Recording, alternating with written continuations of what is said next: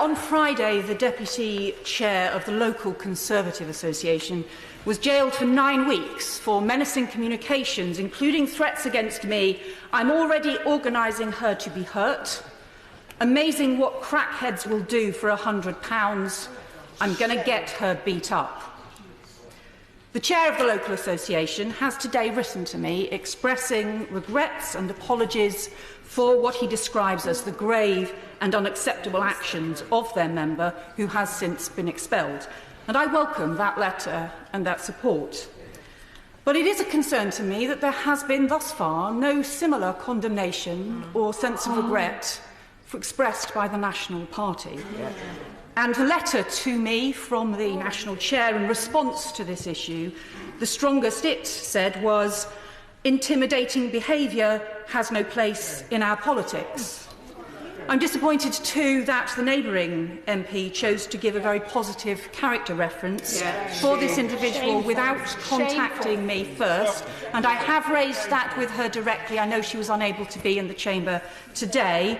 And I still am concerned that although I raised this case with senior members of the National Party, this individual was still able to be at the general election count after he had been summoned.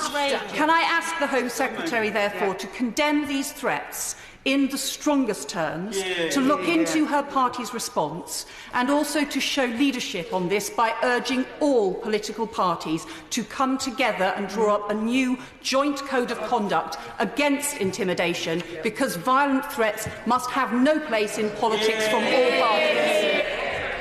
I thank the Right Honourable Lady for presenting to the House today the horrors of what she has endured, and for making the case very strongly and robustly that there is no place in society or in public life for threats and intimidation. Let me, Mr. Speaker, say this right now on the floor of the House, that is categorically unacceptable and wrong. There is no place for intimidation at all in public life. In terms of the National Party response, she can take it from me right now that I am hugely apologetic for what she has had to put up with.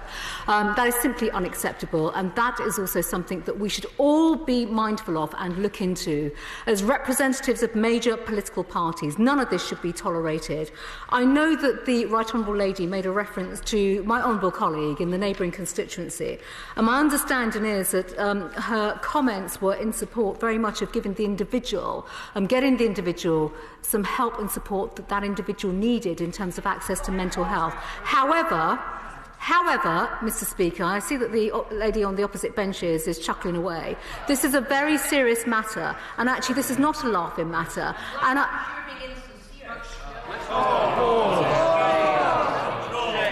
think it's fair to say, Mr. Speaker, the insincerity sits with the Honourable Lady that's just made that remark.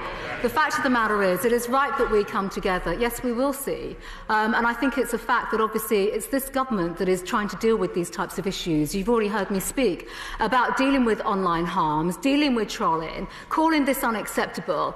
I am absolutely sincere in my remarks, Mr. Speaker, and I'm so sorry. And actually, I think it's quite shameful that the lady on the opposite benches is herself being quite insincere in the case that I'm putting forward.